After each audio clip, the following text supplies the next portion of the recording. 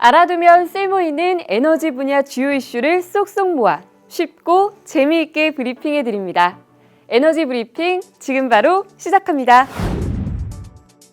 산업통상자원부가 한국과 싱가포르 정상회담을 계기로 싱가포르와 공급망, 에너지, 첨단산업 분야에서 3건의 정부 간 양해각서를 체결했습니다.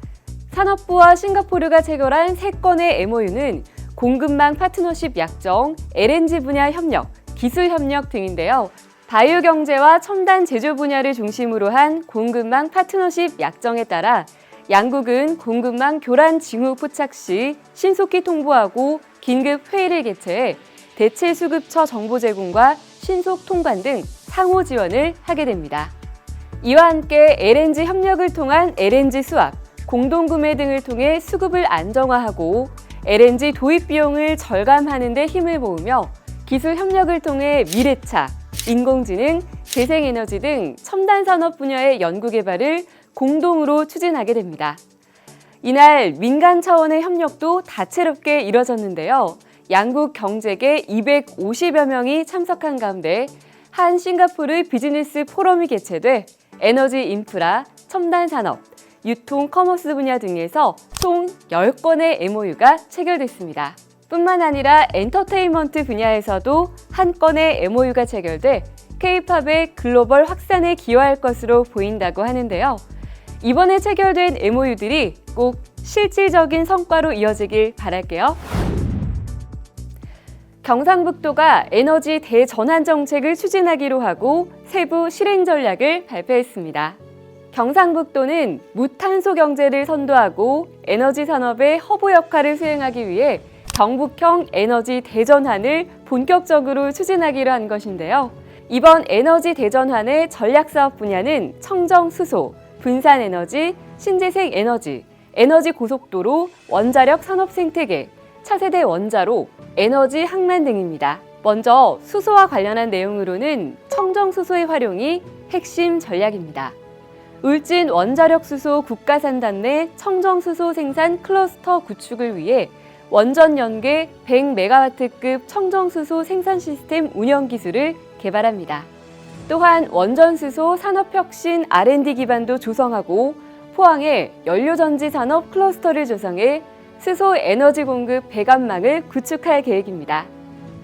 이렇게 생산한 수소 에너지를 철강 산업의 수소 환원 제철, 수소 충전소, 수소 발전소 등에 공급하는 수소 에너지 고속도로도 구축할 예정입니다.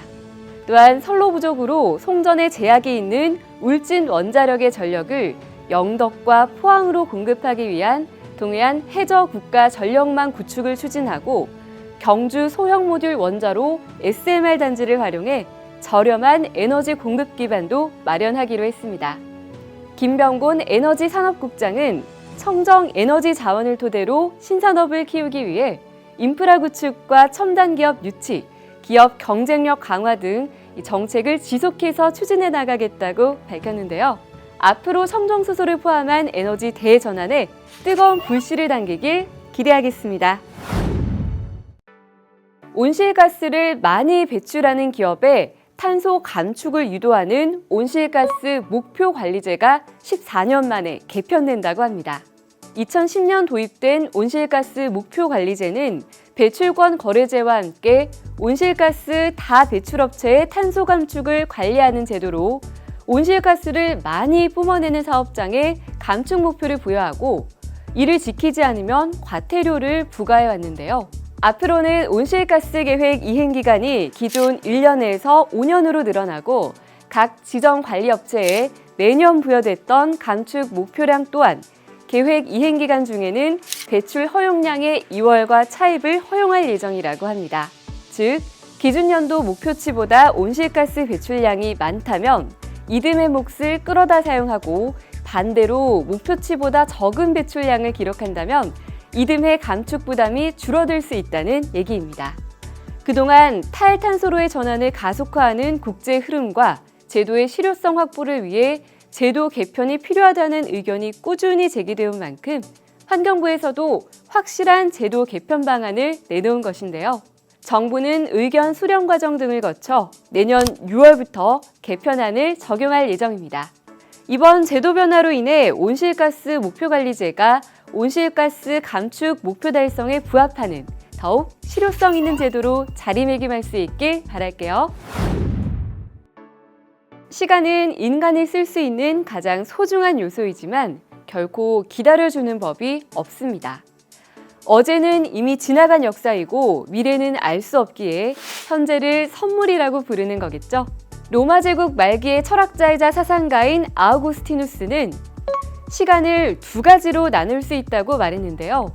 먼저 시계로 확인할 수 있는 물리적인 시간은 크로노스의 시간이라고 부릅니다. 이미 지나가 버린 과거에서 지금 우리가 살고 있는 현재를 지나 아직 닥치지 않은 미래를 향해 그저 강물처럼 흘러가는 시간을 뜻합니다. 그는 이와는 별개로 마음으로 잴 수 있는 시간도 있다고 생각했는데요. 이를 카이로스의 시간이라고 부릅니다. 우리가 기억하고 기대하는 과거와 미래의 특별한 시간을 뜻하며 현재에도 영향을 끼치는 시간입니다.